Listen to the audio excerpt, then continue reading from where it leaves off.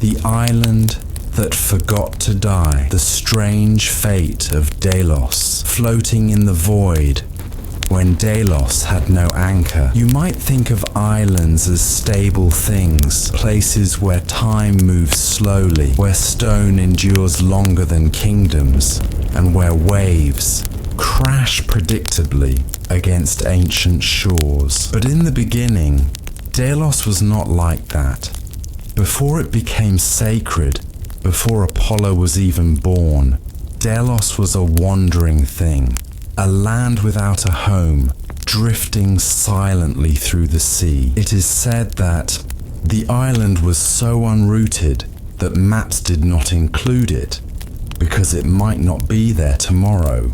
Sailors would pass through the Cyclades and swear they had seen a ghost of an island, a patch of rock and olive scrub that disappeared by the time they passed by again. Fishermen said their nets would snag on something that wasn't there the day before. And gods, well, gods rarely agree on anything, but even they were forced to admit that Delos was a puzzle. The island had no allegiance to Poseidon, who ruled the seas, and none of the Olympians had claimed it for their own. It floated not because of magic, but because no one had ever told it to stop. And yet, despite all this uncertainty, or perhaps because of it, Delos was destined to become one of the most sacred places in the ancient world, when islands were still young in the time, before gods had palaces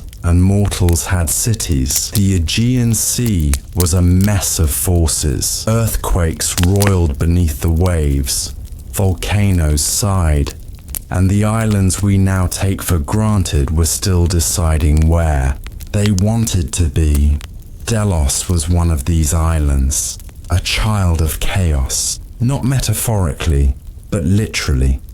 Some claimed she was born from ether and chaos themselves, spat out in the sea as a kind of cosmic accident. Others said she was a daughter of the Titans, cursed to never settle because she refused to take sides in the great war between the Olympians and their predecessors. Unlike Crete, which was bold and mountainous, or Naxos, which glittered with marble, Delos was unassuming. She had no fresh water sources, no high cliffs for defense, and no rivers to nourish grain.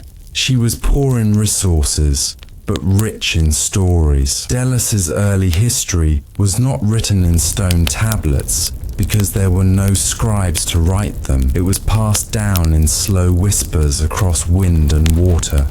Traders from the Levant, Mycenaeans, searching for tin, sailors looking for shelter from storms. They said the island moved, not in an earthquake sort of way, but truly moved, drifting gently across the Aegean, its shallow roots never quite touching the seabed. Some claimed the island appeared only at dawn and dusk. Others said it never appeared in the same place twice. And if you were unlucky enough to be born on it, you might never be found again. For centuries, no one stayed. The problem with pregnancy among the gods, into this drifting uncertainty came a problem. Not a war, or a storm, or a plague, but something simpler. Leto, a minor goddess, was pregnant. Leto was not famous or powerful. She had no grand temples or armies of followers, but she had once caught the eye of Zeus, which in Greek mythology was enough to make your life miserable forever. Hera, Zeus's long-suffering wife, had grown used to her husband's dalliances, but she never forgave them. When she discovered that Leto was pregnant, with twins no less, she did what any powerful goddess with a grudge might do. She cursed her, not with death, not with storms, but with something more subtle. Hera decreed that no land under the sun would allow Leto to give birth. It was a clever curse. Leto could travel wherever she liked, She could cross deserts and climb mountains, but the moment her labor began, the earth itself would reject her. No land, Hera promised, would let her rest. And so Leto wandered. For 9 long months, she fled from place to place. The cities of the mainland turned her away. The islands refused her shelter. Even the wild places, the caves and valleys where no god ruled, seemed to recoil. Wherever she stepped, the ground grew hot and the trees withered. She crossed rivers and hills, seeking anything that might qualify as not land. But even the sea spat her out, until at last she found Delos. Delos makes a deal. Delos, being unclaimed, was not bound by Hera's curse. It was not land under the sun because it belonged to no one. It was not fixed, and so it could not be forbidden. It was a loophole drifting in the sea. When Leto arrived, the island did not speak to her in the usual way. There were no priests, no altars, no omens, but Leto felt something, a gentleness, a slowness. The sea was calm. The rocks, though dry, gave no offense. Leto asked not for sanctuary, but for neutrality. Delos hesitated. Even an island can feel fear. Housing a goddess in labor, especially one fleeing Hera, was dangerous. But then Leto made a promise. If Delos would let her give birth, she would make the island sacred, not just for now, but forever. Her children, once born, would protect the island. Worshippers would come, offerings would flow like honey and oil, and Delos,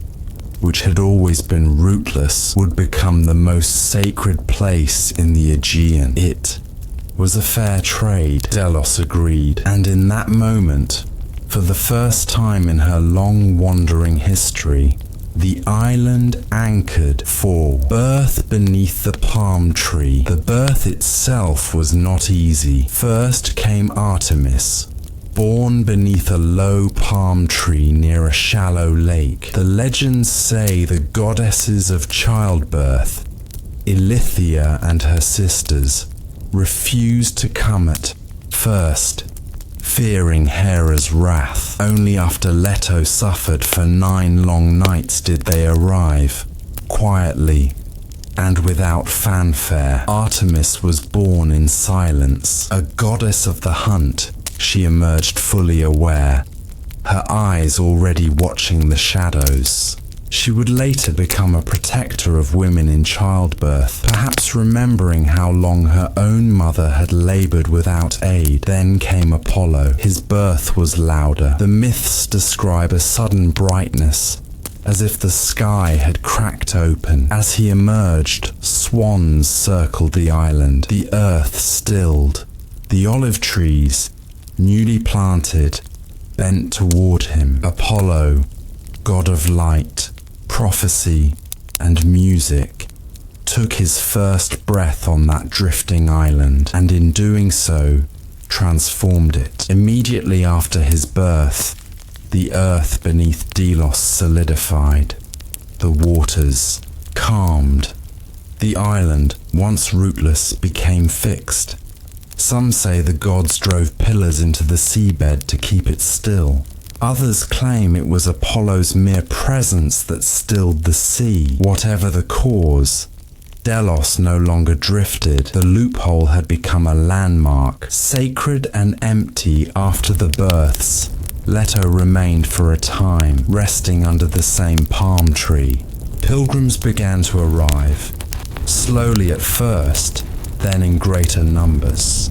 They brought offerings, simple things like honey cakes and bits of carved ivory, but the island's new sacredness came with rules. Apollo declared that no one could be born or die on Delos again. The place was too holy to allow mortal messiness.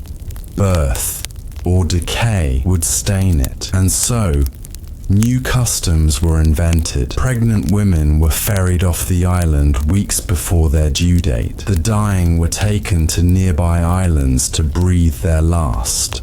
Corpses were not buried, but carried away, often wrapped in linen and salt, then placed on boats headed for the nearest coast. This was not just a religious regulation. It became an administrative burden. A special class of boatmen was created to enforce the rule. They were not priests, but bureaucrats. Their job was to patrol the waters around Delos and ensure that no one broke the sacred restrictions. Some of them kept ledgers tracking who entered, who left, and why. These lists, now lost, may have been among the earliest forms of civic record-keeping in the Aegean. The island became sacred through exclusion. The first temple was a tent.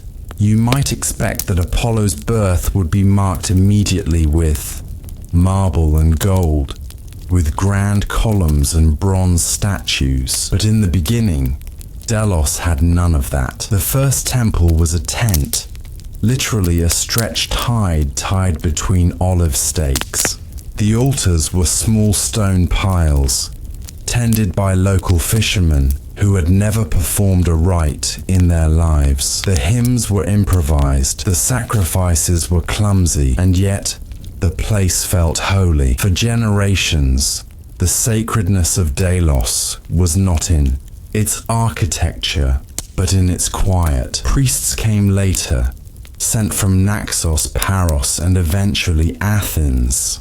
They brought ritual calendars and incense recipes. They debated the proper length of hymns, the quality of oil for libations, and whether it was appropriate to mix barley with frankincense. But for many early worshippers, these debates mattered less than the stillness. Delos was not a city. It was a sanctuary, a place where things began, but were not allowed to end. 7. A sanctuary without sovereignty. This status as a sacred neutral zone made Delos politically useful. When cities went to war, they sometimes declared Delos a demilitarized zone. You could meet your enemy's envoy on the island without risk of assassination. You could swear oaths in Apollo's name, hoping the god's neutrality would bind both parties. In a time when most cities were fortified and ruled by ambitious families, Delos stood apart. It had no king, no permanent army. Even its sacred administrators came from other cities on a rotating basis. This gave it a kind of strange power, precisely because it held so little. Over the centuries, Delos became known not just as the birthplace of Apollo, but as a symbol of peaceful beginnings. Treaties were signed there. Pilgrimages began there. Young men took oaths of citizenship, not in their home cities, but before Apollo's altar. And when they did, they were always reminded, you may be born in Athens or Corinth or Thebes, but the god was born here, the sacred ledger, when Delos became a bank. If you arrived at Delos in the 5th century BCE, expecting a quiet sacred isle where the god Apollo had been born beneath a swaying palm tree, you might have been surprised, startled even, by the sound of hammering. Marble dust filled the air. Oxen dragged stone across planked roads, and priests, once barefoot and quiet, now carried ledgers heavier than their robes. Gold gleamed in temple vaults. Tribute ships crowded the harbor. The scent of burnt offerings mixed uneasily with the tang of ink and lamp oil. Delos, once a drifting nobody of an island, had become the treasury of an empire. But how?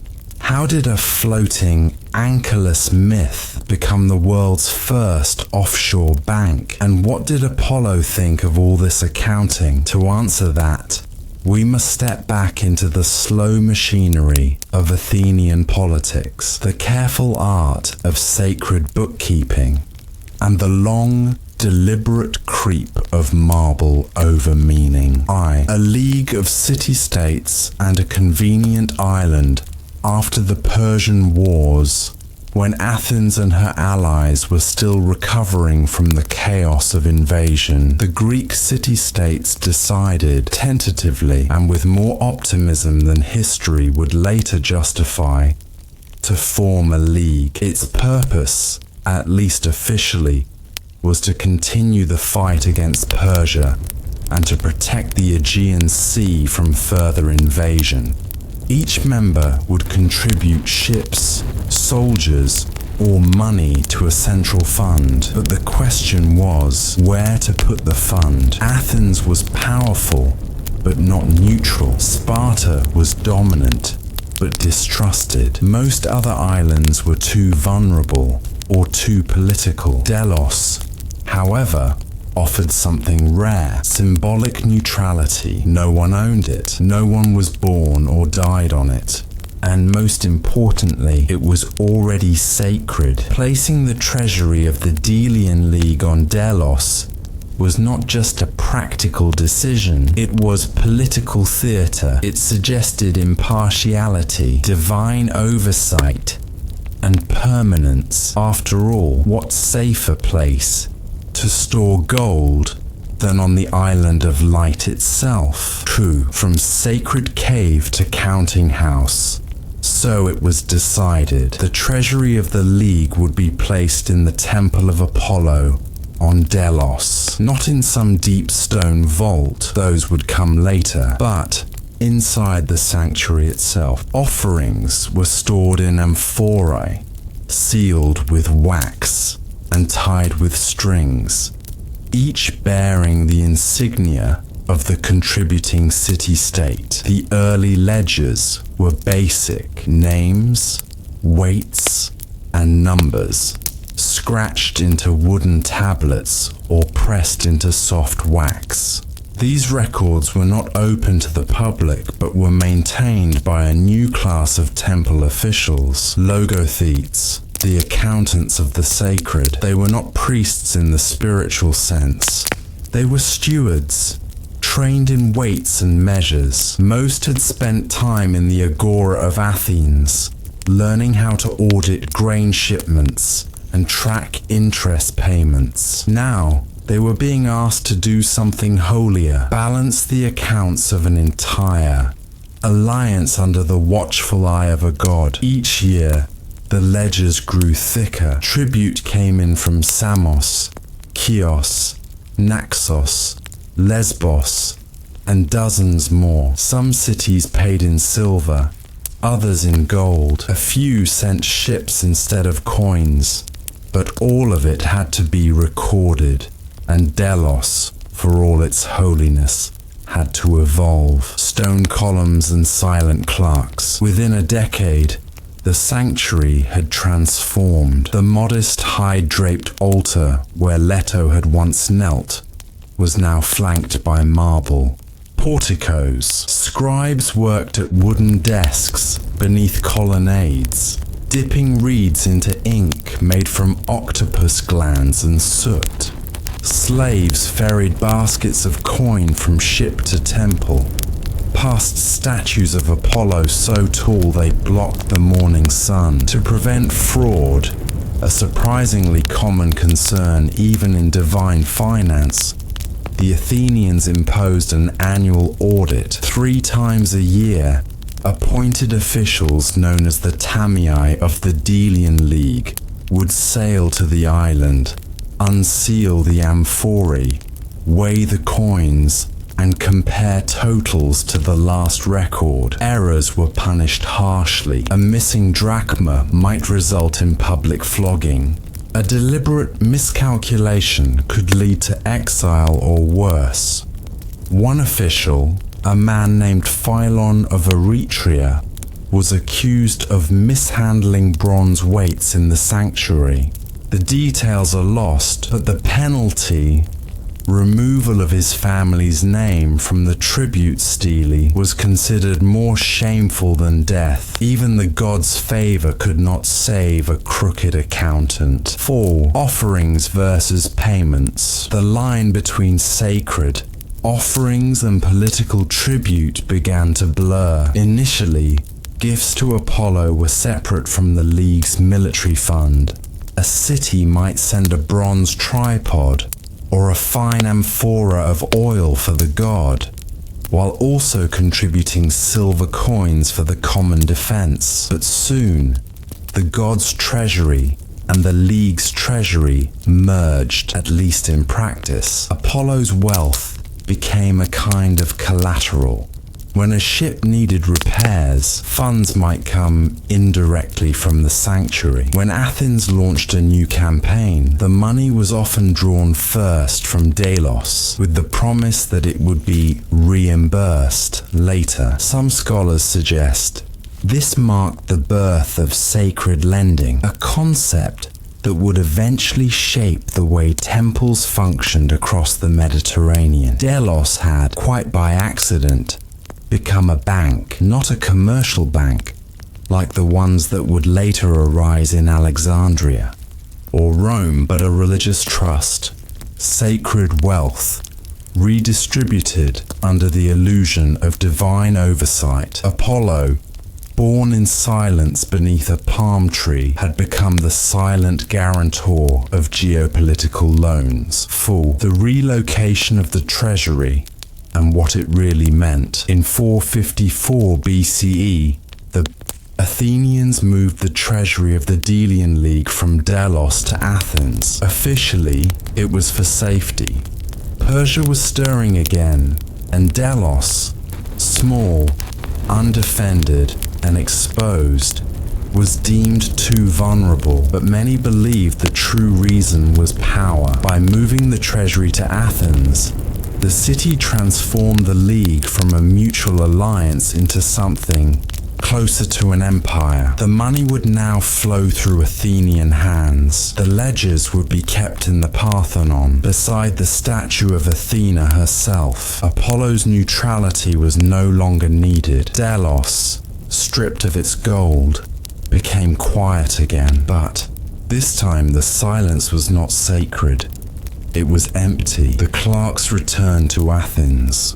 The Tamii no longer visited, and the sanctuary, once a bustling hub of political finance, became a mere pilgrimage site once more, but not for long. Roman opportunism and the port of slaves centuries later, Delos would find itself reborn, this time not as a treasury, but as a port. In the Hellenistic period, and especially under Roman administration, Delos was reimagined again. No longer just a sanctuary, it became one of the largest slave markets in the ancient world. The reasons were largely economic. Delos had no taxes, it had few laws, and it sat conveniently between Asia Minor and mainland Greece. Traders, many of them Italian, set up shop. Warehouses sprouted along the harbor. Grain, olive oil,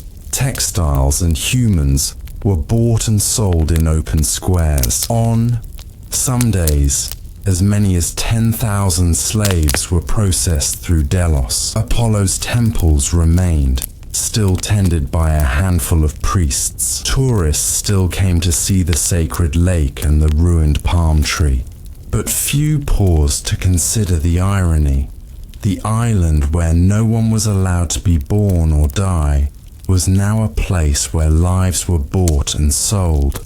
The ledgers continued, but now they tracked shipments and profits, not tributes and offerings. The dull glory of inventory lists. If you ever get a chance to look at the surviving records from Delos, you might be surprised by how tedious they are. Not dramatic myths, not thrilling oracles, but inventories, rows and rows of names, weights, dates, and values. 2 amphorae of Parian wine, received from Echecles of Naxos, to be stored in the eastern portico. 6 bronze tripods, slightly damaged, to be repaired before Panathenaea.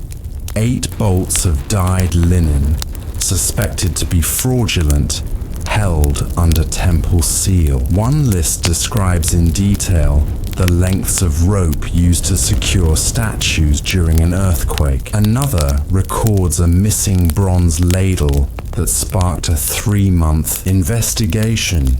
These are not the stories of heroes or monsters, but they are the fabric of history, because through these records, we see a world trying to hold itself together, not with sword and song, but with numbers and ink. Apollo's glory was measured not only in hymns, but in decimals. 8. The sacred clerk's quiet rebellion. Not all temple scribes accepted this fate without protest. One anonymous clerk, whose notes appear in the margins of a 3rd century BCE inventory, wrote, "The god's house is heavy with numbers. They weigh more than offerings." Another, perhaps weary of copying identical rows, doodled a small lyre beside a shipment of olive oil. Below it, he scrawled, "May the god remember we sang once."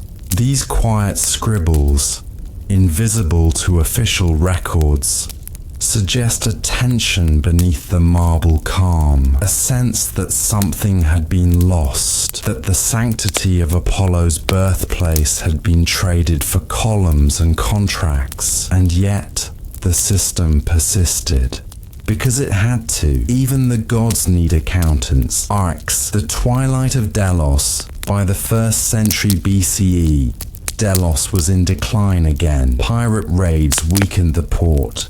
The Roman Empire centralized trade elsewhere. Earthquakes damaged the temples. The marble faded. The sanctuary of Apollo, once radiant with gold, now stood empty more often than not. The sacred lake dried into a brackish pond. Pilgrims still came, but mostly out of curiosity, not devotion.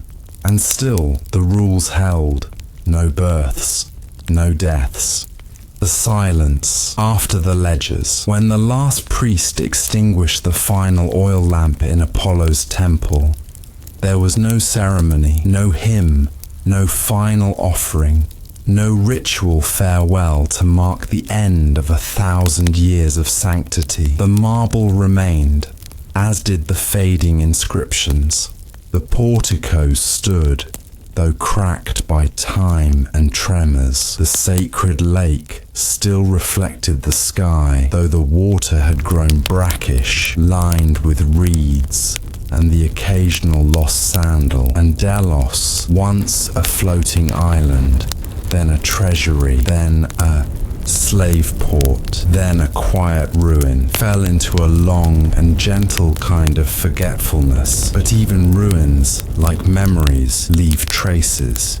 You just have to know where to look. The quiet ruin. The great irony of Delos was that its final silence was almost complete. Most Greek ruins lived on in some form. The Acropolis of Athens became a Christian church. The oracle at Delphi received pilgrims well into the Roman era. Even Troy, mythical as it was, inspired visits from emperors and poets. But Delos remained an island where you still weren't supposed to be born or die. And in that way, the myth clung on. Visitors came in fewer numbers. Locals from neighboring islands sometimes used the port or camped in the temple ruins, but only cautiously. The ground was said to be unlucky. The temples, even ruined, were rumored to be still watching. Sailors called it a ghost harbor. Traders passed it by, but archaeologists centuries later would be drawn back by precisely that silence. The rediscovery of Dustin. The late 19th century, French archaeologists began a systematic excavation of Delos under the École Française d'Athènes. They came not for myth, but for stone and numbers. The first reports were dull by modern standards. Careful listings of architectural fragments, wall foundations, and shattered inscriptions. But slowly, a picture emerged. What they found was not a monument to Apollo's divine glory, nor a grand altar to cosmic truths, but something far more bureaucratic. An island of accounts, chiseled into stone stelae, were inventories of objects. Tripods, shields, ceremonial knives, coins by the thousands, jars of oil, baskets of wool. The great shrine of Apollo, it turned out, had functioned as something like a tax office crossed with a museum. The French called it le sanctuaire du registre, the sanctuary of the register. Even in ruin, Delos whispered, count, record, preserve. The inscriptions no one quotes. While the rest of the world quoted Homer or Sophocles, Delos gave us inscriptions like this. In the year of the Archon Lysicrates, the following items were received from the city of Mytilene: 2 bronze cauldrons, 4 amphorae of fine oil, and a silver goblet with a crack on the rim. It was not heroic. It was not poetic. It was boring, but it was precise. And it was through these uncelebrated records that scholars piece together not only the religious customs of Delos, but its administrative culture, its politics, its trade patterns. For example, one set of records revealed that temple officials paid porters to carry sacred oil from the harbor to the sanctuary, a distance of just under 200 paces. The cost: 1 obol per trip, unless it was raining, in which case it was 2. These kinds of details don't change myths, but they do change how we think about them. They make the divine real, material, prone to weather and union complaints. 4. Apollo's final echo. And what of Apollo? His statues were still there, some broken, some looted, some buried beneath centuries of dust. His temples remained in outline, the column bases sun-bleached and grass-covered. The great altar, where once sacrifices had smoked and choirs had sung, was now home to weeds and sunning lizards. But here's the quiet truth. Even when his worship faded, Apollo never entirely left, not because he lived in the sky, or because his myths survived in books, but because his rules still lingered. In the way people behaved. For nearly 1,000 years, people did not die on Delos. They did not give birth there. They avoided certain kinds of meat, certain kinds of music. They kept ledgers.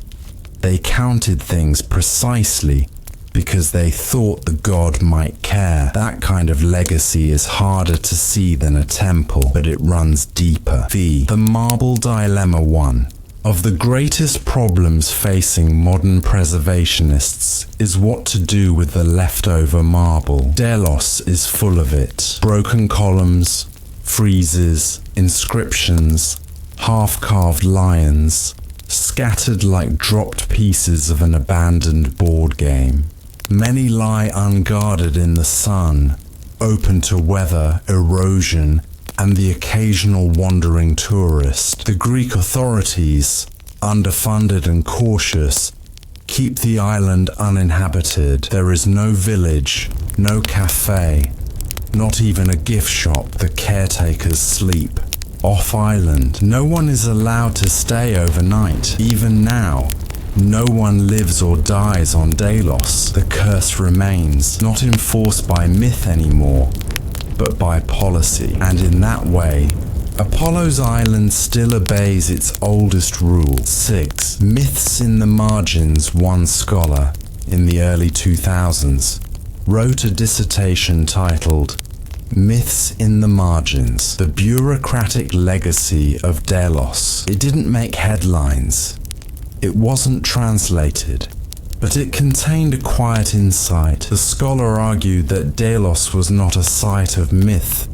so much as a machine of memory, not because it told stories, but because it held space for them. The sanctuary, she wrote, functioned like a hard drive, recording data, storing rituals, preserving habits. The god himself barely needed to appear.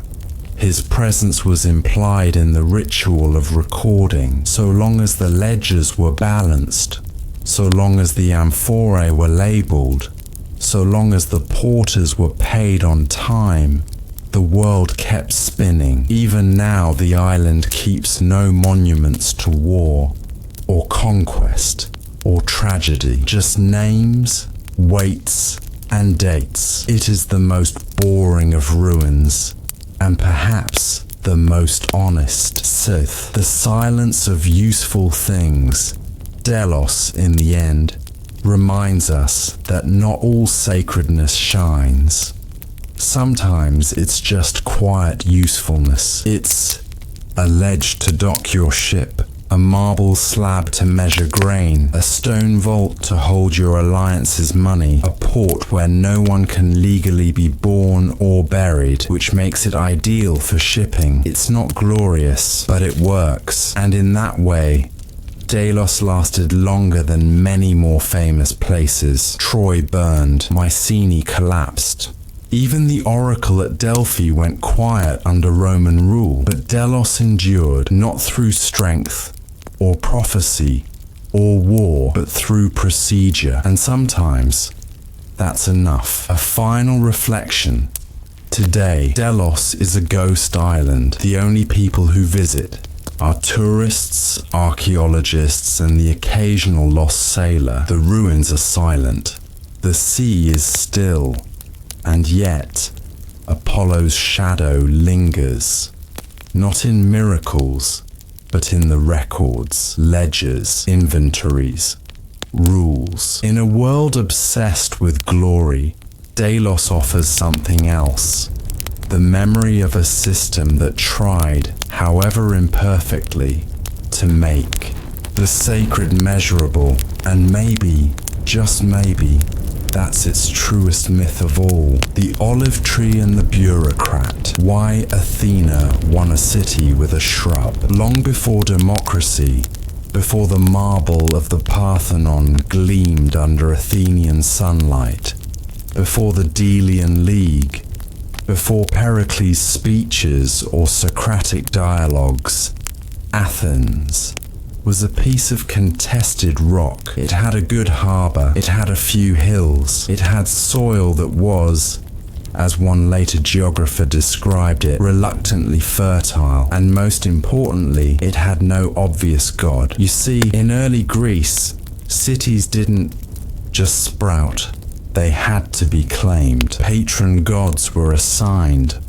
or more dramatically, they competed for the right. And in the case of Athens, the competition would be immortalized in myth. Poseidon versus Athena. Poseidon, god of the sea, lord of storms and salt, rode his chariot up from the depths, trident in hand, and struck the ground. From the cracked rock, a spring burst forth, gushing, wild, a gesture of power. But there was a problem. The spring was salty. It was, after all, a gift from the sea god. And while impressive, it wasn't what a city needed. Unless you plan to pickle everything or just admire the splashing. Then came Athena.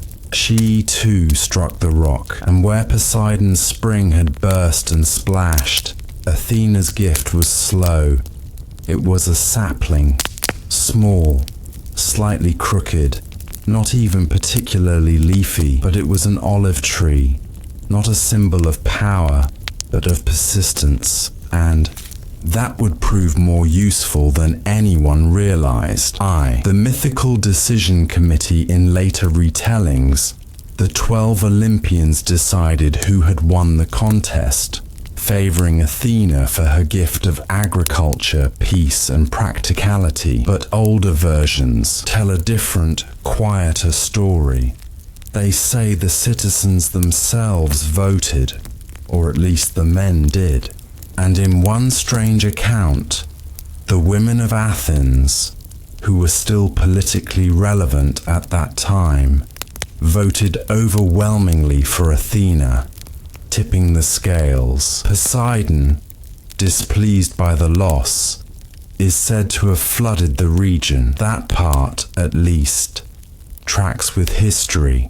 Ancient Athens did have lowland areas prone to sudden water surges, but whether those were divine tantrums or just topography is, like so many myths, left ambiguous. What matters is that Athena won, and that meant two things. The city would be called Athens, named not for kings or founders, but for a goddess. The olive tree would have to be maintained, because what good is a sacred gift if it dies? 2. The problem with sacred shrubs. Sacredness brings with it a particular kind of maintenance. The olive tree that Athena planted, or struck into being, grew at the Acropolis, near the temple that would later become the Erechtheion. It was not to be pruned casually. It was not to be climbed. It could not be harvested like any common olive tree, but at the same time, it could not be neglected. And so, a small team of religious officials, civic gardeners, and temple custodians were quietly appointed. Their role? To make sure the tree lived. They had to water it, but not too much. Keep it free of pests, but without offending the goddess with excessive handling. Clear away leaves, but only with ritual brushes. Record its growth. Yes, there were annual measurements. Interpret its condition as an omen. If the tree thrived, so would the city. If it withered, even a little, it was cause for concern.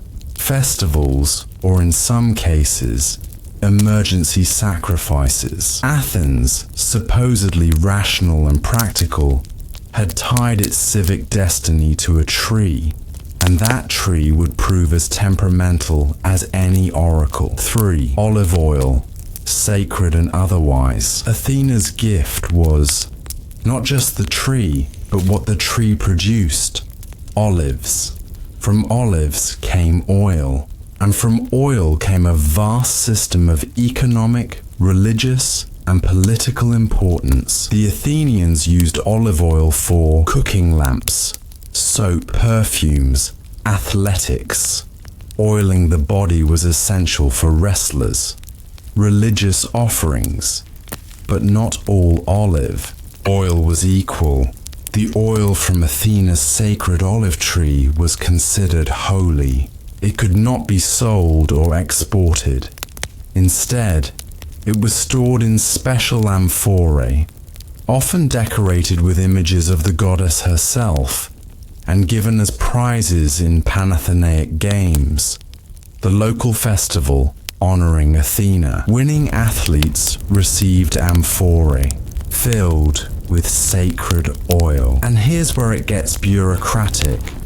There were rules about how much oil could be taken, where it could be stored, and how it had to be presented. City scribes kept ledgers of oil distributions. Temple officials monitored the pressing and purification process. There was even a designated olive oil auditor who verified quantities and issued fines for fraud. In a city that gave birth to philosophy, theatre, and democracy, olive oil management was a full-time job, and all because a goddess had planted a tree for the Temenos and its keepers. Temenos is a sacred enclosure, a patch of land reserved for a deity, not to be ploughed, built upon, or defiled in any way. The olive tree stood within one such temenos, and its boundaries were marked with low stones and later a fence. Inside this enclosure, everything was sacred, even the weeds. Temple keepers, known as neokoroi, tended the space, but they didn't touch the tree directly. That was reserved for a special class of women known as the araphoroi. These were young girls, chosen annually from elite families, who lived near the temple and performed rituals of unclear significance, most involving baskets, cloth, and nighttime walks. But among their duties was the care of Athena's sacred plant. They did not trim it or harvest it, but they watched it, and once a year, during a private ritual, they would circle the tree 3 times, whispering hymns. The purpose: to remind the city that it owed its name and perhaps its survival to the continuing health of a rather unimpressive-looking olive tree. The fire, replanting, and a quiet panic in 480 BCE. During the Persian invasion, Athens was sacked and burned. The Acropolis was torched. The temples fell, and the sacred olive tree scorched. Its branches were blackened. Its trunk split. For a city still rooted in myth, this was terrifying. But here's what happened next. According to the historian Herodotus, the day after the fire, a new shoot emerged from the charred stump. Just a few inches of green, fragile, uncertain, but alive. It was interpreted as a sign. Athena had not abandoned the city. Her gift endured. Civic leaders rushed to enclose the shoot in a protective frame. Priests blessed it. Scribes recorded it. Women sang to it. And from that moment forward, the tree was treated not just as sacred, but as miraculously sacred. Its survival became a rallying point, and that single, vulnerable shoot may have done more to restore Athenian morale than any military speech or tactical maneuver. Bureaucracy and botanical theology. In later centuries, the management of the olive tree grew more complex. As the Roman Empire took control, as Christianity spread, as the old temples fell into partial use or neglect, a curious thing happened. The tree remained. Pagan rituals were outlawed. Statues of gods were defaced or buried, but no one quite dared uproot the olive tree. It had by then become part of the city's identity, more symbol than cult. By the Byzantine era, officials still noted the tree in land surveys, Ottoman tax.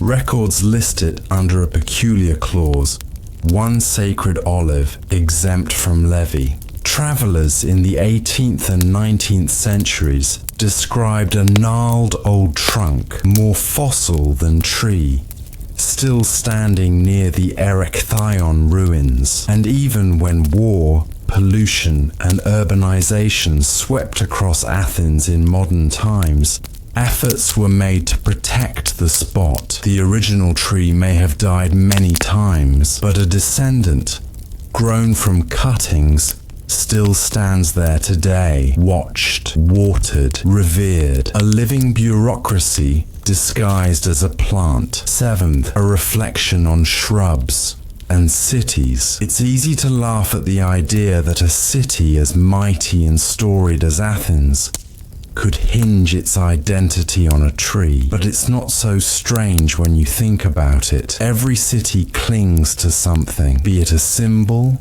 a structure, or a story. For Athens, that symbol just happened to be a bit of foliage that grew slowly, lasted centuries, and produced a useful fruit. In the contest between Poseidon's stormy power and Athena's practical endurance, the olive tree was a long game, and as we now know, it won.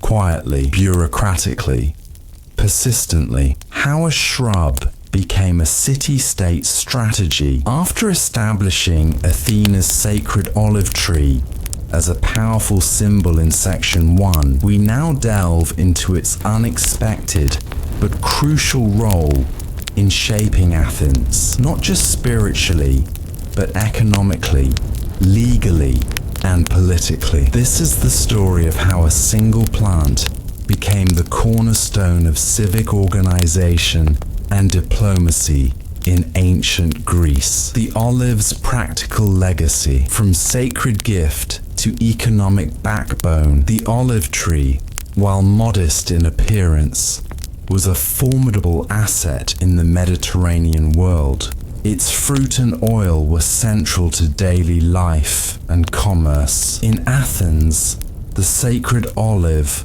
was only a tiny part of a much larger olive economy, one that connected farmers, traders, craftsmen, religious officials, and politicians. Olive oil as currency. Olive oil was more than food or fuel.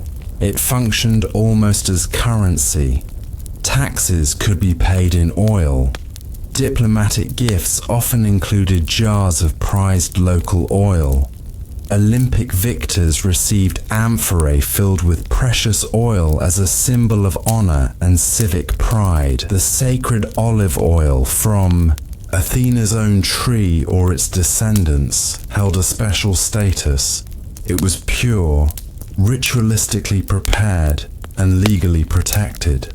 Regulations governed its harvesting, storage, and distribution. Temple officials recorded these carefully to prevent fraud or misuse. This system required an intricate bureaucracy. Olive oil taxes, temple storage ledgers, shipment manifests, all were recorded on papyrus scrolls in dusty archives, tended by scribes employed by both the city and religious orders. In other words, a plant had spawned a detailed economic infrastructure, civic land and property law rooted in the olive grove. Athens was one of the first city-states to develop what might be called land use law. The sacred olive tree's enclosure, the temenos, was considered untouchable by ordinary citizens. But what about the lands around it? To manage these boundaries,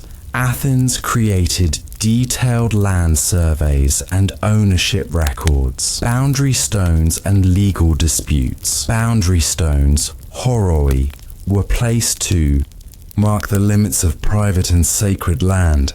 These stones were inscribed with legal texts, warning trespassers of penalties. Disputes over land, especially near the sacred olive tree, were frequent. Aristotle's Politics mentions several cases where citizens brought lawsuits over land use near sacred spaces. Such disputes often involve the question, is this land part of the temple's sacred precinct, or is it private property? Resolving these questions required judges, heralds, and official scribes, establishing Athens' early legal system. 3. Olive oil and religious festivals. Politics in ritual Athena's olive tree also shaped the calendar of Athenian life. The Panathenaic festival, held every 4 years, was the city's greatest religious event, honoring Athena. A central feature was the presentation of a newly woven peplos robe to the statue of Athena, accompanied by processions and sacrifices. Olive oil was crucial here. Oil was used to anoint the statue and the priests. Sacred oil was offered to athletes and warriors. Oil lamps lit the entire festival route. Behind this ceremonial use was political messaging. The olive oil's provenance was emphasized to reinforce Athena's role as protector and benefactor of Athens. Civic leaders sponsored the festival to display piety, wealth, and influence. 4. Colonization, exporting olive culture and civic identity. Athens' rise as a maritime power involved the establishment of colonies throughout the Mediterranean. In this expansion, the olive tree became a symbol of cultural continuity. Colonists carried olive cuttings with them, planting new groves in far-off lands. The olive's slow growth mirrored the slow growth of the colony's civic institutions. Cultivating olives became a way of claiming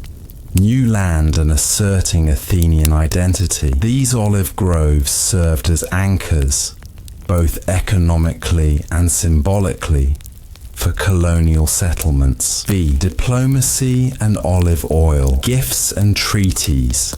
In diplomatic relations, gifts of olive oil were a common currency. Treaties between city-states or with foreign rulers sometimes involved the exchange of sacred olive oil. Why? Because olive oil was durable, valuable, and culturally significant. A jar of oil from Athena's grove was like a sealed contract, symbolizing trust and shared heritage. Some ancient inscriptions record oil as part of treaty obligations. This humble shrub thus had a hand in international politics. The olive tree and Athenian democracy, Athens' democratic institutions, were famously innovative, but their roots included practical considerations tied to olive agriculture. For example, landowners of olive groves were often eligible voters or council members. Olive oil taxes funded public works, including civic buildings and infrastructure. The care of sacred olive trees involved public officials and religious committees, blending governance with tradition. The olive tree was not just myth, but a tool in daily civic administration. It bridged the spiritual and the political, the sacred and the mundane by 7 challenges: disease, climate, and religious crisis. Maintaining olive groves was not easy. Olive trees were susceptible to pests like the olive fruit fly and diseases such as verticillium wilt. Bad harvests threatened the economy, and thus the city's stability. Droughts could reduce oil output dramatically, causing social unrest. When the sacred olive tree showed signs of decline, omens were read, priests and oracles were consulted, emergency rituals were performed. At times, this included the controversial sacrifice of animals or offerings that might otherwise have been forbidden. Continuity through change. The olive tree's survival into Roman and Byzantine times, as Athens fell under Roman control. Religious practices adapted, but the olive tree remained a fixture. Romans admired and co-opted Greek traditions. The olive tree's symbolic weight was preserved, if muted. Byzantine Christian officials reinterpreted the tree's meaning. It became a symbol of endurance, peace, and prosperity in a turbulent world. Legal documents from the Byzantine period still mention the olive grove as city property. The olive tree in modern Athens. Living history. Fast forward to modern Athens. Urban development threatened the ancient grove, but preservationists intervened. Today, a descendant of Athena's sacred olive tree stands near the Acropolis. It is a reminder of the layered history embedded in the city's soil. A tree that was once a myth, then a practical asset, then a political tool, remains a living symbol. The legacy of the olive tree. Athens' quiet champion. From myth to monument. The olive tree as a civic emblem. By the time Athens had fully embraced democracy, Athena's olive tree was no longer just a mythic symbol. It had become an enduring, emblem of the city's identity. The sacred olive tree stood in the heart of the city, near the Acropolis, a living monument linking the divine, the natural world, and the political structure. The olive tree's presence was a reminder that the city's prosperity relied on more than just warriors and kings. It depended on the slow, patient work of farmers, bureaucrats, and priests who maintained the land, recorded the laws, and organized the festivals. In public art, the olive branch became a symbol of peace and victory. It adorned coins, shields, and crowns given to victors in athletic games and military campaigns. This quiet emblem, born from a simple tree, had become a symbol of Athens' power, stability, and cultural sophistication. The olive tree and the lives of ordinary Athenians, while nobles and officials argued over land boundaries and festival budgets, ordinary Athenians lived lives deeply intertwined with the olive grove. Farmers, many of whom owned small plots of land, relied on olive harvests for their families' survival.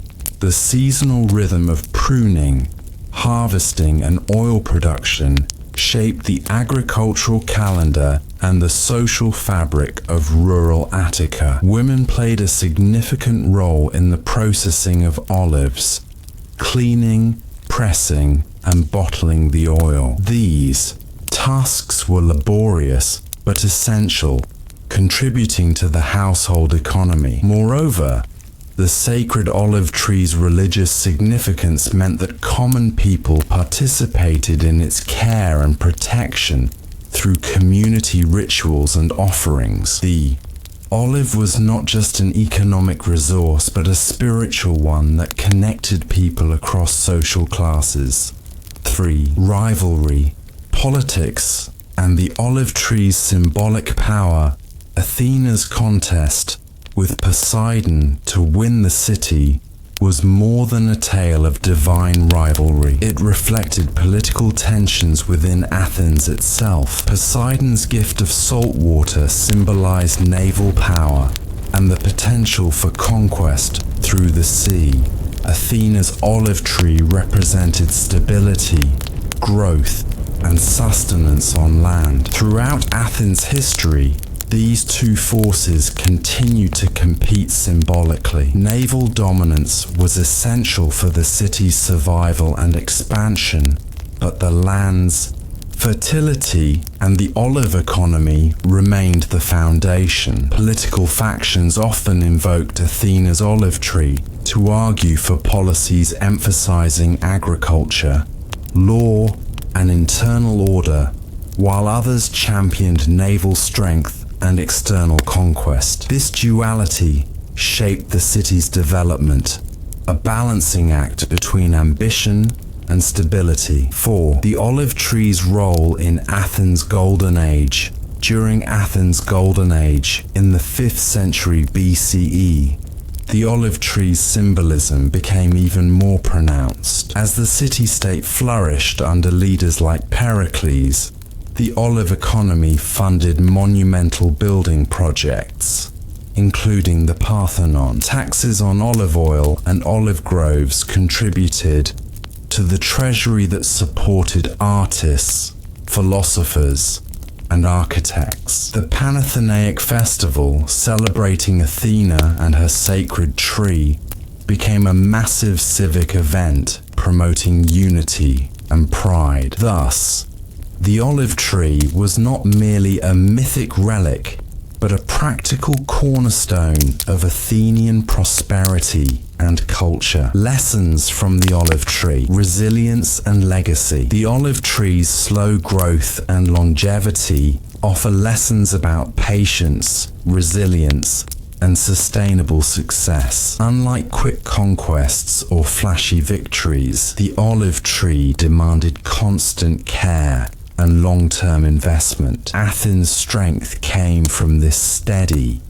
behind-the-scenes work. In a world often obsessed with glory and immediate results, the olive tree stands as a quiet champion of endurance. The olive tree in modern memory today, the olive branch remains a global symbol of peace and goodwill. In Athens, the descendants of Athena's sacred tree remind us that history is built not only on grand battles, but also on the slow, steady labor of everyday life. The story of the olive tree encourages reflection on what true strength means, not just dominance, but rootedness, community, and balance. Closing reflection.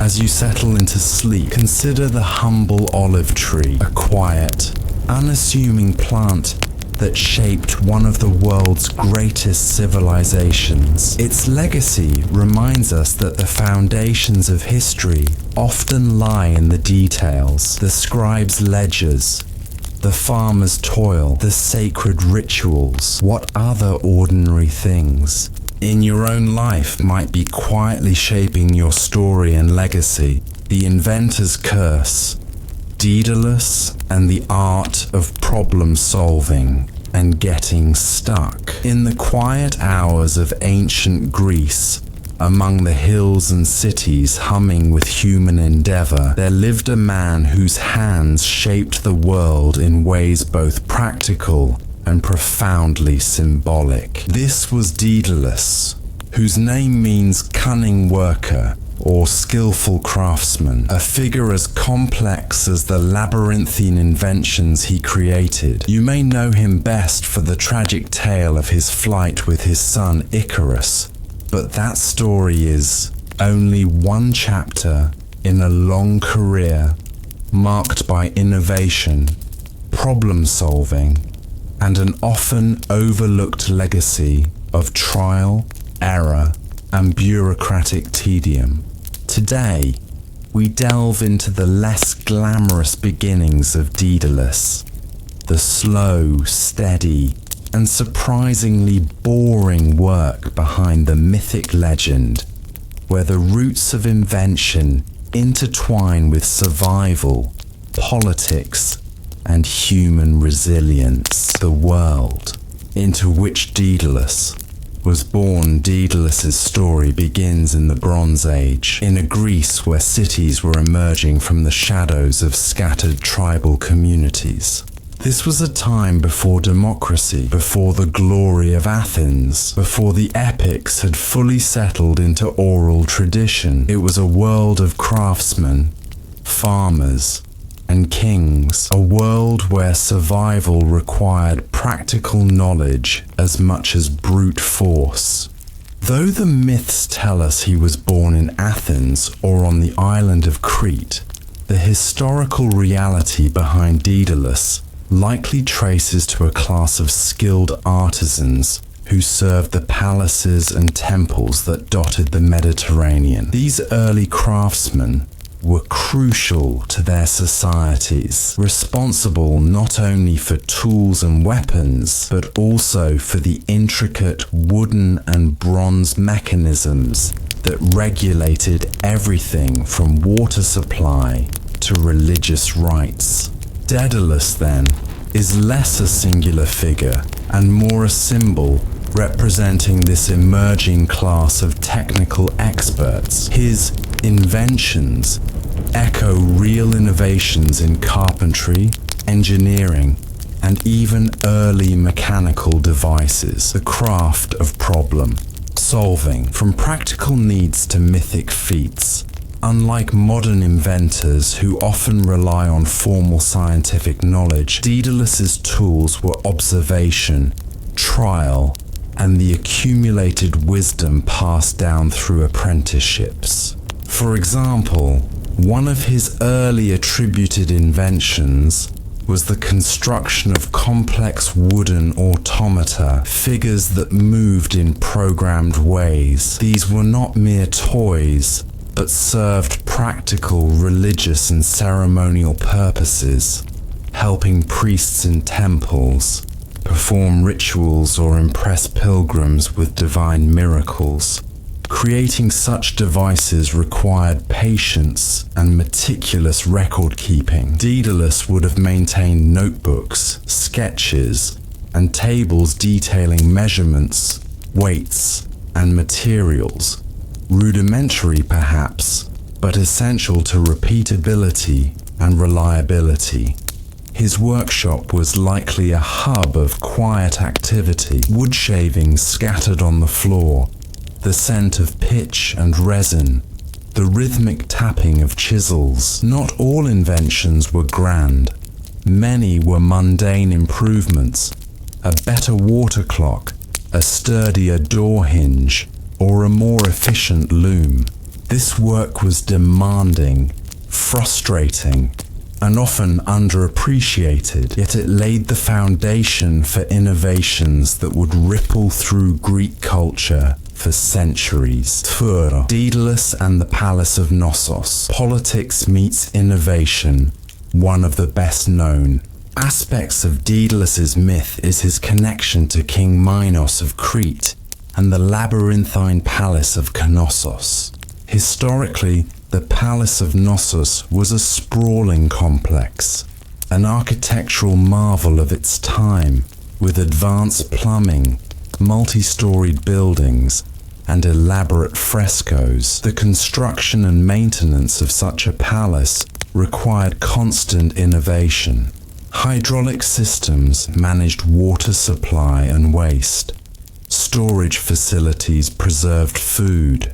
Security measures protected the king's treasures. Daedalus, as the chief craftsman, was in charge of these projects, a position that placed him close to power, but also at the mercy of royal demands and court intrigue. His invention of the labyrinth, said to imprison the Minotaur, can be understood as a metaphor for the complex bureaucratic and architectural challenges of the palace: confusing corridors, hidden chambers, and defensive structures. 4. The price of genius. Curses, exiles, and the burden of creativity. Innovation in ancient times was a double-edged sword. Daedalus's story is punctuated by exile and punishment, underscoring how being a problem solver often meant clashing with rulers and societal norms. According to myth, after helping Theseus escape the labyrinth, Daedalus fell out of favor with Minos, who imprisoned him. His eventual escape by crafting wings for himself and his son symbolizes both his ingenuity and the peril of his position. But beyond the dramatic flight, consider the slow realities behind this myth. Daedalus's forced isolation, the long hours spent refining his creations, the constant worry over failure. His curse was the relentless pressure to invent solutions for problems that often created new problems in turn. Everyday survival through inventive persistence. While tales focus on flying and monsters, the daily life of a craftsman like Daedalus was filled with tedious tasks that ensured survival. Fixing broken tools, improving farming implements, and maintaining irrigation were critical to the city's well-being. His inventions were part of a broader culture of human resilience, a reminder that progress often comes not in leaps, but in the persistence of small, boring improvements. 5. The human side. Daedalus, Icarus, and the weight of expectations. The myth of Icarus adds a deeply human element to the story. Father and son, invention, and tragedy. The warnings Daedalus gave Icarus about flying too high or too low echo the real-world dangers of innovation. Too much ambition can lead to disaster, too little to stagnation. This duality is central to Daedalus's legacy, the tension between creative daring and cautious pragmatism. 7. An unresolved thought. As we close this section, consider this. Daedalus's inventions were not simply mechanical marvels, but reflections of human complexity.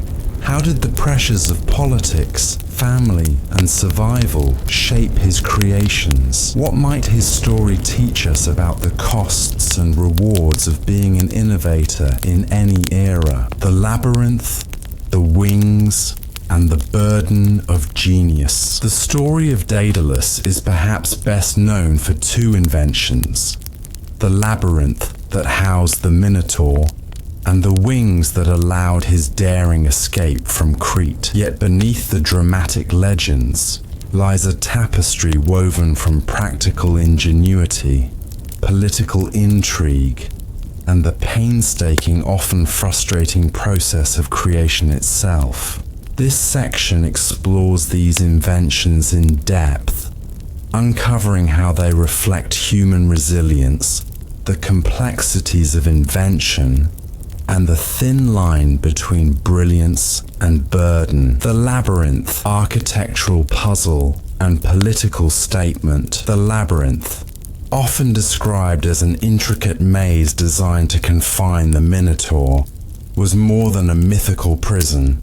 It was an architectural and bureaucratic challenge of its era. Constructed within the sprawling palace of Knossos, the labyrinth was a physical manifestation of Crete's complex social and political systems. Its maze-like corridors symbolized control and secrecy, both literal and figurative. The palace was not just a residence, but an administrative center, a religious hub, and a fortress. The labyrinth's design demanded mastery of engineering principles, careful spatial planning to confuse intruders, the use of stone and wood to create durable structures, and perhaps hidden passages for guards or priests. Creating such a structure involved teams of workers, draftsmen, and overseers. Daedalus, as chief craftsman, had to manage not only the technical construction, but also navigate the demands of King Minos and his court. Beyond its physical form, the labyrinth functioned as a symbol of Minos's absolute power. Its complexity mirrored the intricate web of politics and ritual that maintained his rule. The story of the labyrinth captures the tension between human innovation and the constraints imposed by authority. 2. The Minotaur and the myth-making process. The Minotaur itself, a monstrous half-man, half-bull, embodied a deeper social anxiety about order and chaos. From a historical perspective, the myth may reflect Minoan religious practices or the dangers of palace politics. Daedalus's role in containing the Minotaur underscores the craftsman's position as a mediator between civilization and wildness. The myth's endurance owes much to the labyrinth's metaphor. Just as Daedalus's maze confounded enemies, myths tangled facts and fears into compelling stories that spoke to universal human concerns about control, fear, and survival. 3. Crafting the wings. Ambition, experimentation, and risk. The wings that Daedalus fashioned to escape Crete with. His son Icarus are among the most enduring symbols of human ambition and ingenuity. Their construction was no mere whimsy. Using feathers, wax, and leather, Daedalus experimented with materials that had to balance strength and lightness. He observed birds in flight, learning from nature's design to solve the practical problem of human flight. This trial and error process was slow and fraught with failures, Feathers might detach, wax could melt in the sun, joints had to be flexible yet sturdy. Daedalus's workshop must have been a place of repeated testing, modification, and sometimes frustration, quite different from the swift flights of legend. 4.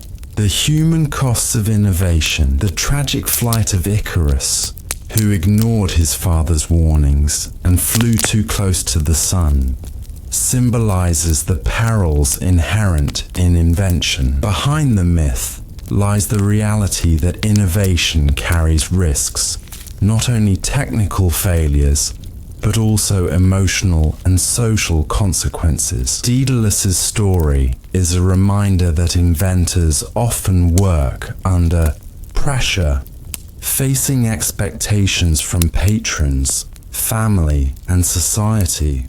Their creations may be celebrated or feared, leading to isolation or exile. The burden of genius, exile, and legacy. Following his escape, Daedalus's exile to Sicily was both punishment and opportunity. Far from Crete, he continued his work, influencing new cultures and spreading knowledge. Yet his legacy was marked by ambivalence, a brilliant mind, burdened by the consequences of his inventions, forever caught between admiration and suspicion. The practical impact. From myth to real technology, Daedalus's story illustrates how ancient innovations influenced technological development. His attributed inventions, water clocks, automata, labyrinths, laid groundwork for engineering principles. Though the myth may exaggerate, the underlying truths about problem solving, persistence, and incremental progress resonate across time. 7. Unresolved questions. How much of Daedalus's story reflects actual history, and how much is mythic elaboration? What lessons can modern inventors draw from his balance of creativity, caution, and consequence? Flight, fall, and legacy. The enduring lessons of Daedalus. Introduction. Setting the scene. Daedalus, the master craftsman, found himself imprisoned by King Minos on the island of Crete. His ingenious inventions, most notably the labyrinth, had both awed and trapped him within the confines of his own creations. The question that consumed him was simple yet profound: how to escape. What follows is a tale of human creativity pushed to its limits, a story of ambition and caution, and ultimately, a reflection on the complex relationship between innovation and consequence. The constraints of captivity. After constructing the labyrinth, Daedalus's relationship with King Minos soured. The king, wary of Daedalus's knowledge and potential, confined him and his son Icarus in a high tower or secluded workshop. Accounts vary. This imprisonment was a paradox. Daedalus, whose genius had built structures meant to confound others, was himself trapped. The walls that symbolize control now pressed inward, pressing him to invent a means of escape. In historical terms, this reflects the often precarious position of inventors and artisans in ancient courts, valued for their skills but feared for their influence. Their fates were tied to the whims of rulers, whose patronage was both opportunity and cage. The problem of escape required creativity, resourcefulness, and materials. The island of Crete offered limited options: no easy exit by sea, or land without detection. Daedalus turned to the skies, inspired by observing birds. This shift from earthbound engineering to aerial ambition was unprecedented, a leap into unknown territory. Constructing wings was no simple matter. Feathers. had to be collected in large numbers, sorted by size and weight. Wax, softened and shaped by careful heating, served as the adhesive. The wing's framework likely used lightweight wood or reeds. Each step required patience, experimentation, and meticulous attention to detail, traits essential to invention, but tested by the urgency of their situation. 3. The technical challenges. The process of making functional wings was fraught with technical difficulties. Feathers needed to be arranged in overlapping layers to mimic natural flight. This layering ensured air resistance and lift. The structural integrity of the wings had to balance flexibility with strength. Too rigid, and they would break. Too soft, and they'd collapse. Wax, while malleable and accessible, was sensitive to temperature. The heat of the sun risked melting the wax, weakening the wings mid-flight. Conversely, cold could harden the wax, making the wings brittle. Daedalus had to solve these material problems through trial and error, constantly adapting his methods. Each test flight likely brought new failures and refinements. 4. The flight. Plan before flight. Daedalus warned his son Icarus carefully. Do not fly too high, lest the sun's heat melt the wax. Do not fly too low, lest the sea's moisture dampen the feathers. This advice reflected a deep understanding of the limits of their technology and environment. The plan required trust, discipline, and an acceptance of risk, a combination as vital now as it was then. The moment of flight. When the day came, Daedalus and Icarus took to the sky. The feeling of flight must have been unlike anything they'd ever experienced. Exhilarating yet terrifying. A fragile dance between man and nature. The winds, the shifting air currents, the vast open sky all posed challenges for the fledgling aviators. While Daedalus maintained cautious control, Icarus's youthful spirit soared higher and higher. The fall of Icarus. Ignoring his father's warnings, Icarus ascended too close to the sun. The wax softened, feathers loosened, and the wings failed. His descent was swift and fatal, a tragic end to an audacious attempt. This moment became the mythic embodiment of human hubris, the danger of overstepping boundaries. 7. Historical and symbolic interpretations. The story of Icarus's fall carries multiple layers of meaning. On one level, it's a caution about the limits of technology and nature. On another, it reflects human emotions, hope, recklessness, grief. The tale endures because it captures a universal tension between aspiration and restraint. Daedalus's exile and new beginnings after Icarus's death. Daedalus landed safely in Sicily. He found refuge with King Cocculus, who welcomed him and appreciated his skills. Here, Daedalus continued to invent, building clocks, statues, and other devices. His exile was a mixture of loss and opportunity, free from Minos, but marked by sorrow. The legacy of Daedalus's influence extended beyond myth. His attributed inventions foreshadow modern engineering principles. His story inspired Renaissance artists and thinkers to explore human creativity. He represents both the promise and peril of invention.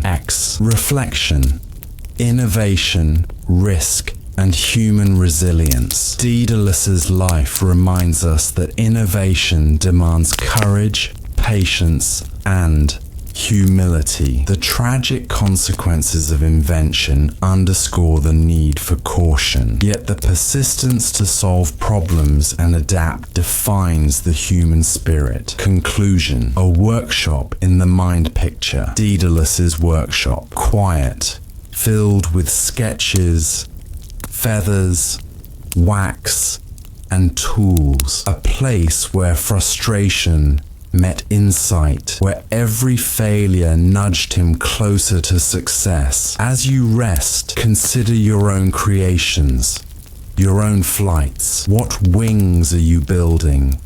And how do you prepare for the winds of risk? The slow march of paper, how a humble invention shaped civilizations. Imagine yourself standing beside a gentle river in ancient China. The sun is warm but filtered through a soft haze, the air thick with the scent of damp earth and growing plants.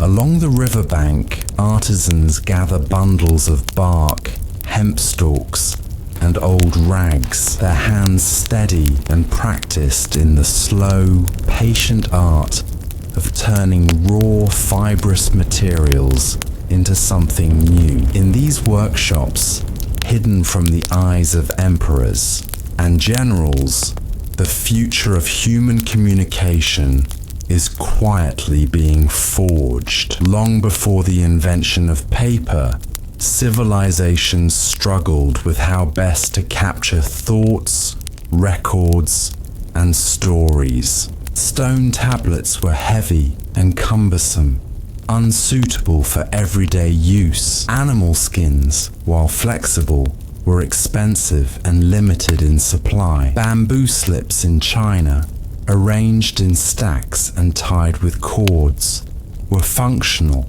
but bulky and difficult to write on quickly. The quest for a lighter, more efficient writing surface was driven not by grand visions, but by the mundane needs of administration, bookkeeping, and correspondence. In a sprawling empire like Han China, where officials needed to communicate orders and scholars sought to record wisdom, this need was especially pressing. Early writing materials, the limitations and the search before paper, the dominant writing materials varied across regions. In Mesopotamia, cuneiform was impressed on clay tablets, which required baking to preserve, but were heavy and fragile. In Egypt, papyrus, a plant-based material made from the stalks of the papyrus reed, served as the primary writing surface for millennia. Papyrus, though lighter than clay, was still stiff and prone to cracking, and its production was geographically limited to the Nile region. China's approach was different, shaped by its unique environment and resources. Bamboo slips were plentiful and durable, but not portable. Silk, prized for its smoothness, was costly and reserved for important documents or art. Writing brushes, ink, and seals were common, but the surfaces available for inscription constrained what could be recorded and shared. The challenge was clear. Invent a writing medium that was light, flexible, affordable, and could be produced in sufficient quantity to meet the needs of government and scholarship. The birth of paper, origins, and attribution. Historical records credit Kai Lun, a court official and eunuch under Emperor He of Han, with inventing paper in 105 CE. His memoirs describe the use of mulberry bark, hemp, rags, and fishing nets as raw materials, which were soaked, pounded, and formed into sheets. Yet, archaeological evidence suggests paper existed earlier, with fragments found dating back to the 2nd century BCE, indicating a gradual evolution rather than a single moment of invention. This suggests that papermaking was less a sudden breakthrough and more a slow accumulation of knowledge and experimentation.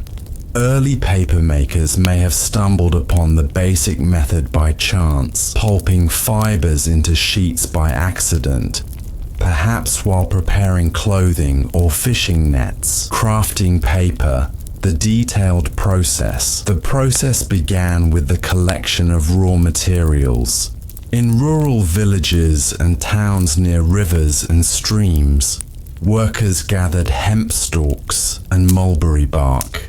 Old rags, linen or cotton were salvaged from worn-out clothing, washed to remove dirt and oils, and sorted by fiber quality. These materials were soaked in water for days or weeks to soften. Then came the laborious beating or pounding, often with wooden mallets or stones, to separate and loosen the fibers into a slurry. Next, the pulp was scooped onto a frame or screen, traditionally made of bamboo strips woven together, to lift out a thin, even layer.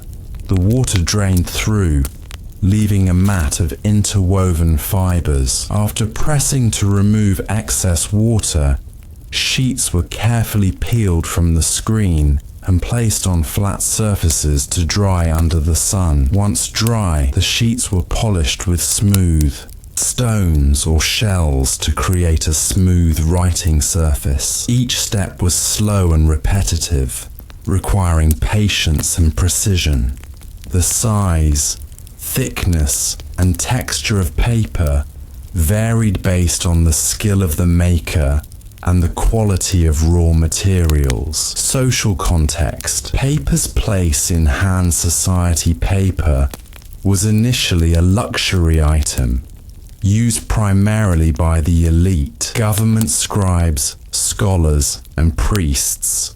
The labor-intensive production meant it was expensive relative to bamboo slips or silk. However, its advantages were clear. Paper was lighter and easier to store and transport. It could be rolled into scrolls or folded into codices, precursors to modern books. Its absorbency made it ideal for ink brush writing, allowing more expressive and fluid calligraphy. Over time, demand grew steadily as literacy expanded and the bureaucracy's reach extended.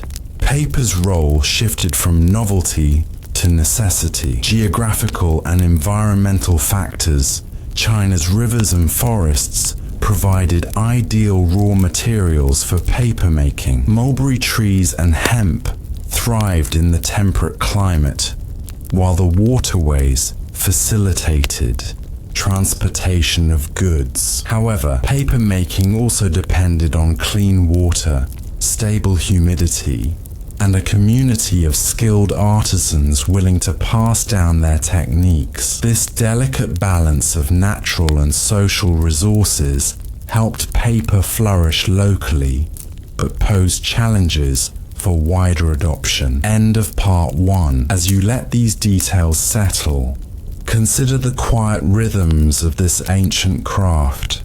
The soaking, pounding, drying, and polishing. A slow, steady process that transformed raw plant fibers into a revolutionary writing medium. What did it feel like to hold one of those first sheets of paper? How did those early users imagine the future possibilities of this simple but profound invention? Early paper in daily life and bureaucracy. By the time paper had begun to take hold in Han China, it was already shifting how information flowed through society.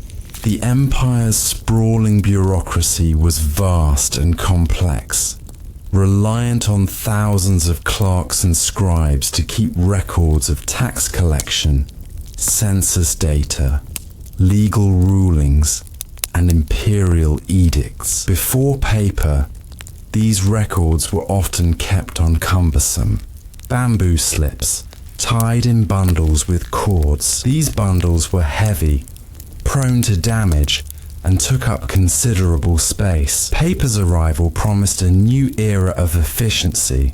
Lightweight, thin, and foldable, it allowed for easier storage and faster copying. Imagine a local magistrate's office, lit dimly by paper lanterns. Scrolls of delicate paper filled shelves, their contents carefully penned in flowing brush strokes.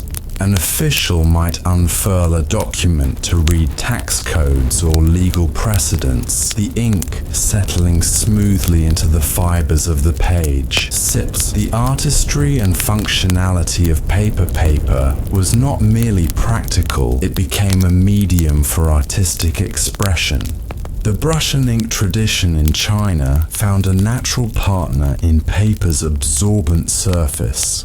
Calligraphers and painters could manipulate brushstrokes with finesse, creating works that balanced aesthetics and communication. This interplay between function and art shaped how paper was produced and used. High-quality paper required meticulous craftsmanship. Artisans might select the finest fibers, carefully remove impurities, and polish the sheets to a near-glossy finish. Different grades of paper emerged. Rough, coarse sheets for everyday note-taking or wrapping. Finer, smooth sheets for poetry, literature, and official documents. 8. Technological developments and regional variations. As paper making spread, craftsmen experimented with materials and techniques. The addition of mulberry bark improved strength and texture. Hemp fibers added durability. Water sources also influenced quality. Soft water from mountain streams produced smoother sheets. Harder water sometimes resulted in brittle paper. In southern China, artisans favored different plant fibers compared to northern workshops, leading to regional variations in texture and color. These early technological refinements were slow and subtle, reflecting a craft passed down through apprenticeships and oral traditions rather than written manuals. Paper's gradual journey. Beyond China for centuries, paper remained a largely Chinese phenomenon. The Great Wall and vast deserts limited easy contact with neighboring civilizations. However, by the early centuries CE, trade routes such as the Silk Road began to facilitate cultural and technological exchange. Merchants, monks, and envoys carried Chinese goods and ideas westward. Along with silk and spices, paper slowly traveled out of the East. The exact timeline is murky. Some scholars suggest Buddhist monks fleeing persecution carried paper-making knowledge into Central Asia. Others point to trade caravans that brought scrolls and documents to oasis towns. Each step was cautious. Imported paper was a curiosity, expensive and rare, used for religious texts and special correspondence. The impact of paper on knowledge and administration. Paper's rise coincided with an era of expanding literacy and intellectual inquiry in China. Philosophers, historians, and poets found their thoughts more easily preserved and circulated. The ability to copy texts more quickly encouraged the spread of classical works, contributing to a cultural flowering. On the administrative side, paper enabled more detailed record keeping. Officials could maintain extensive tax rolls, legal codes, and census lists, supporting the central government's control. Environmental and economic considerations. Producing paper required significant natural resources. Harvesting mulberry, Bark and hemp demanded careful management to avoid overexploitation. Water usage was substantial, and the labor required was intensive. The economic impact was notable. Paper workshops provided jobs for many, from gatherers to skilled artisans. The spread of paper making from China's borders to the heart of the Islamic world. The journey of paper from its origins in ancient China to becoming a staple across continents was not sudden, but rather a centuries-long process marked by slow diffusion, cultural adaptation, and technological refinement. In this section, we will follow the slow and quiet footsteps of paper as it ventured beyond the Middle Kingdom's protective walls, crossing deserts and mountains, rivers and seas, carried by traders, conquerors, scholars, and craftsmen. Along the way, it transformed societies and altered the very fabric of communication, administration, and culture in profound but often overlooked ways. Gi, the Silk Road, paper's first great journey. The Silk Road, that ancient network of trade, routes stretching from the heart of China to the Mediterranean, was more than just a conduit for silk, spices, and precious stones. It was a web of cultural exchange, a living corridor where ideas, religions, languages, and technologies mingled and traveled. Paper, initially an exotic curiosity, began its westward journey along these routes. Caravans laden with goods, guarded by nomadic escorts, traversed harsh deserts and rocky mountain passes. Merchants offered not only tangible wares, but also manuscripts, scrolls and sheets of paper inscribed with religious texts, poetry, official correspondence. The presence of paper along these trade routes was a gradual revelation to the societies it encountered. In Central Asia, oasis towns like Samarkand and Bukhara became melting pots of cultures, where Chinese paper first met the Persian and Turkic peoples. Here, paper was revered as a rare and precious commodity, reserved mostly for sacred or official, used on tea. The spread through the Islamic world, the Arab conquest of Central Asia and Persia in the 7th and 8th centuries CE, played a crucial role in paper's diffusion. The Islamic caliphates valued knowledge highly, investing in the translation and preservation of texts from Greek, Persian, and Indian traditions. According to historical records, the capture of a Chinese paper-making workshop at the Battle of Talas in 751 CE marked a pivotal moment. The Abbasid forces reportedly seized Chinese artisans who knew the craft, bringing this knowledge into the Islamic heartland. Whether myth or fact, the story symbolizes the moment paper began to take root beyond its native soil. In cities such as Baghdad, paper mills sprang up, fueled by the demand for books, religious texts, scientific treatises, and legal documents. The rapid expansion of paper production facilitated the famous Islamic Golden Age, where scholarship flourished in fields like mathematics, astronomy, medicine, and philosophy. Adapting paper-making techniques, while the basic principles of paper-making remained consistent, the Islamic world introduced notable innovations. They experimented with different fibers such as flax and hemp, sometimes blending local materials with those from China. Water-powered paper mills were established, mechanizing parts of the process and increasing production capacity.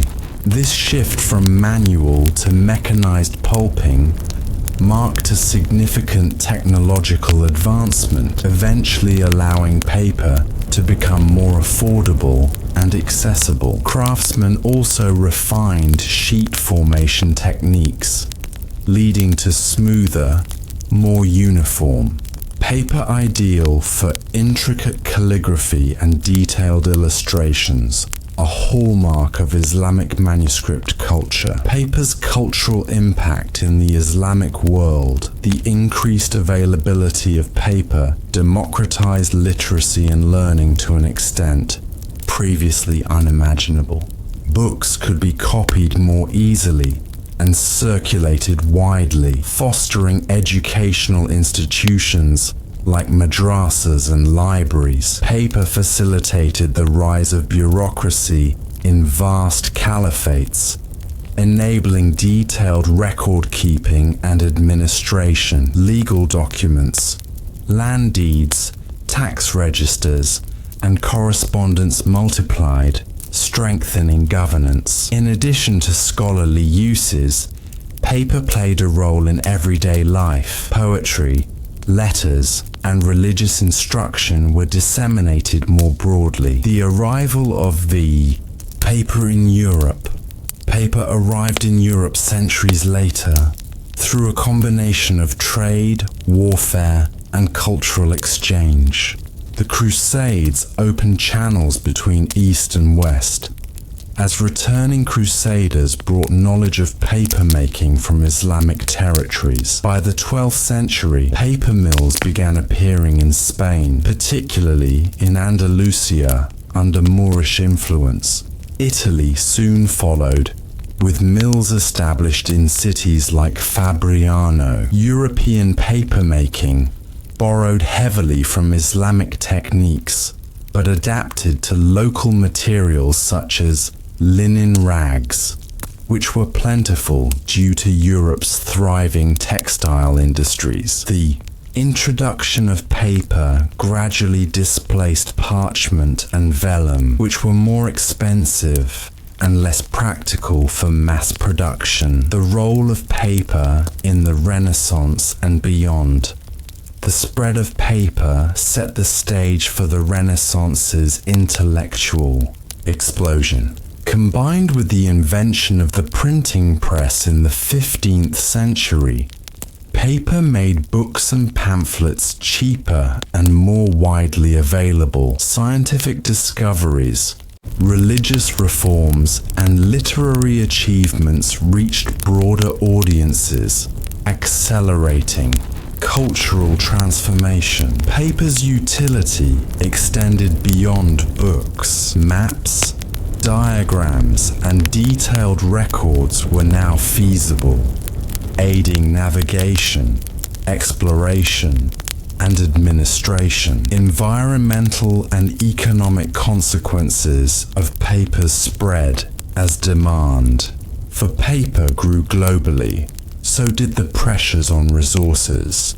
Wood pulp eventually replaced traditional fibers in the industrial era, but early paper making relied heavily on recycled textiles and plant fibers, promoting a form of early sustainability. Economically, paper manufacturing became a significant industry, providing employment and driving technological innovation. Reflecting on paper's slow journey, consider the incredible trajectory of this seemingly simple invention. From riverbanks of ancient China to global dominance centuries later, paper silently transformed civilizations, enabling the preservation of knowledge, the rise of complex governance, and the flowering of culture. Yet, its story is often overlooked because of its quiet, humble nature.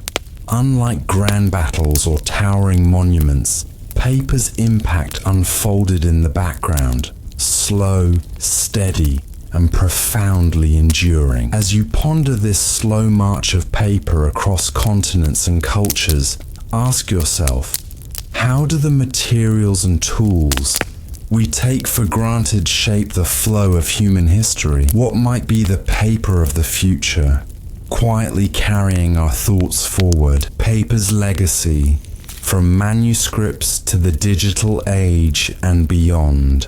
The Industrial Revolution and the paper boom. Imagine a world where every document, every book, every letter had to be painstakingly written by hand on parchment or vellum. The sheer amount of labor required made writing a costly endeavor, limiting literacy and record keeping mostly to the privileged few, monks in monasteries, royal scribes, and elite scholars. Then the Industrial Revolution rolled across Europe and North America in the late 18th and early 19th centuries, sparking a wave of technological innovations that touched nearly every aspect of daily life. Among these innovations was the mechanization of paper making. Suddenly, paper was no longer the rare and precious commodity of kings and scholars. It was about to become the fabric of modern society. In 1798, an English engineer named Nicholas Louis Robert invented the Fourdrinier machine, capable of producing a continuous roll of paper rather than individual sheets. This simple but profound innovation allowed factories to produce paper at an unprecedented scale and at a fraction of the cost. Soon, mills lined rivers and canals across Europe and the United States, harnessing water power to fuel their machinery. The raw materials for paper shifted too, no longer only recycled textiles and plant fibers, but vast quantities of wood pulp from the growing timber industry. Forests that had once seemed endless began to feel the strain. The paper produced by these machines was less expensive, faster to make, and more uniform.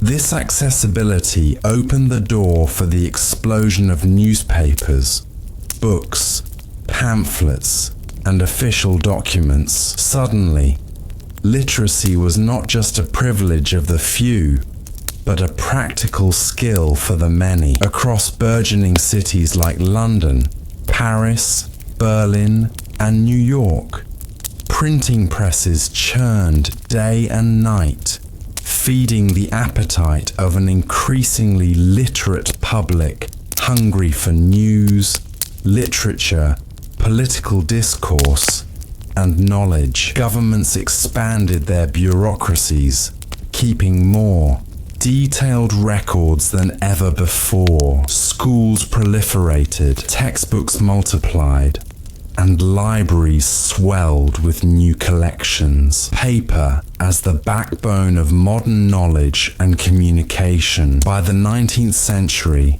paper was the lifeblood of communication. It facilitated the rapid exchange of ideas across continents and oceans. Scientific journals brought discoveries from far-flung laboratories to curious minds around the world. Political pamphlets and newspapers fueled revolutions and reform movements.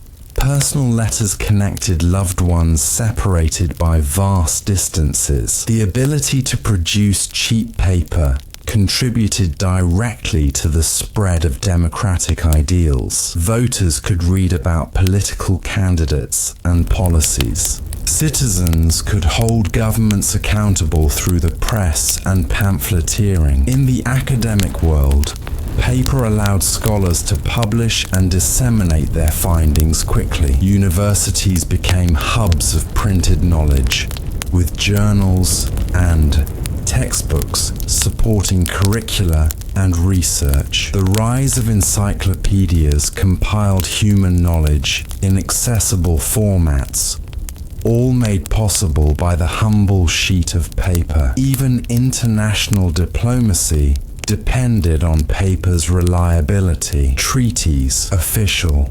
correspondence, and legal contracts required durable, transportable mediums. Though today, we often think of digital communications, for centuries, and even now, paper was the only trustworthy medium for such critical exchanges. For the environmental impact of industrial papermaking, as the Industrial Revolution propelled paper into mass production, the environmental consequences slowly became apparent. The demand for pulpwood led to widespread deforestation in parts of Europe and North America.